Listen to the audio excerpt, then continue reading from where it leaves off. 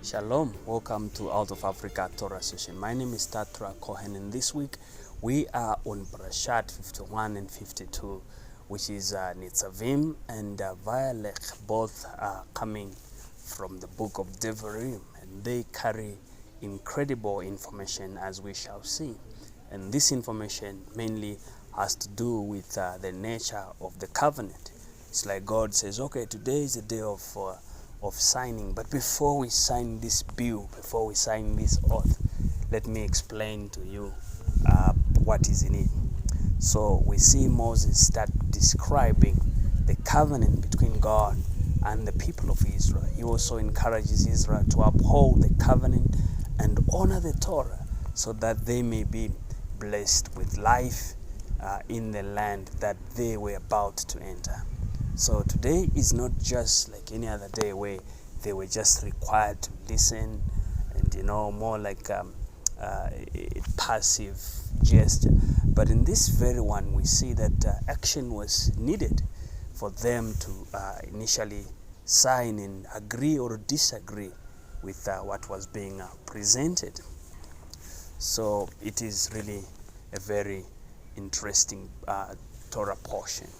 It is the day of signing, like I've said, the entire two portions of Nitzavim and Vayelech are really dedicated to something that would make the reader or the follower, that is, to really think much about what you're about to do, the decision that you're about to make.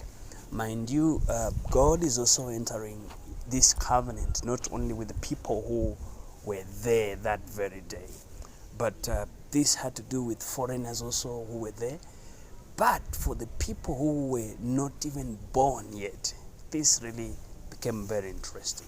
So we see Nitzavim talks about putting the fear of God into someone, even if that person is not present. Like you hear about God from your parents and you really take it so much serious.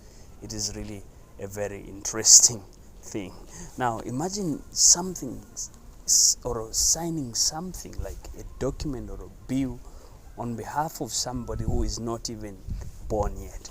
That is really incredible in these two Torah portions. Allow me to read briefly, then we can see what we come out of it. Now it reads from my complete Jewish Bible. I'll read just here. Today you are standing, all of you, before Adonai your God, your heads, your tribes, your leaders, and your officers, all the men of Israel, along with your little ones, and your wives, and your foreigners here with you in your camp. It's like you're foreigners, like you have a say with the foreigners. Allow me to continue a little. From the one you have chopped your wood to the one who chops wood, and to the one who draws your water. The purpose is that you should enter into the covenant of Adonai your God, and this oath, and into his oath, which Adonai your God is making with you today. This is very much interesting. And God even says, Nitzavim, you are standing.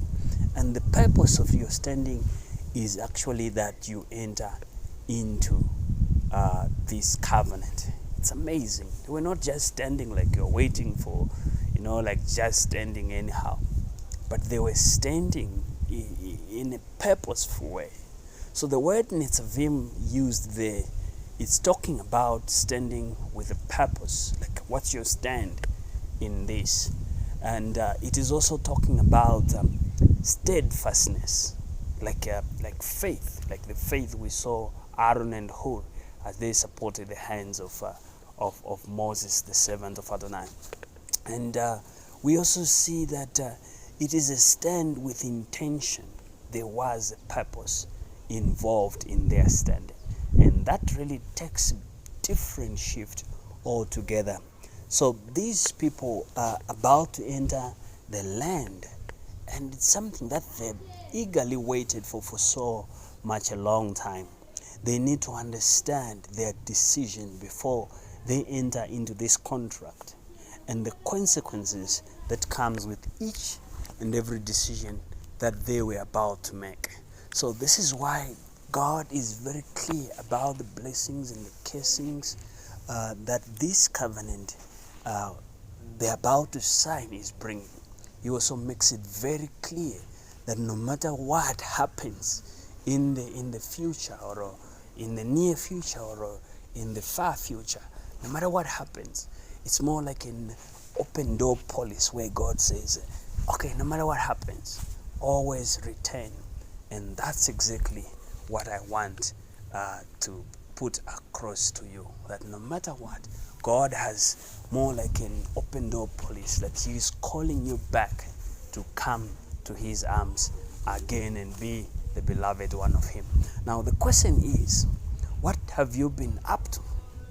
Have you been walking in the Torah positive lifestyle? Like, have you been trying by all means to follow the Torah?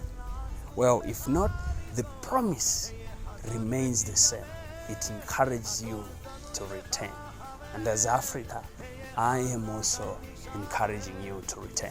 Let us return. And as the Lemba Jewish people, let us return. When we return, we will fulfill the promise that we entered, or the covenant that we entered in. Finally, decisions should be made on a sober mind. That's exactly the reason why Moses was explaining all these details. He wanted them to be sober as they could, as they enter into this covenant, into this oath with the God of Israel. So, what is your decision? Do you mean it? Do you even have any decision? Are you sure about it? Is it worth making? Thank you.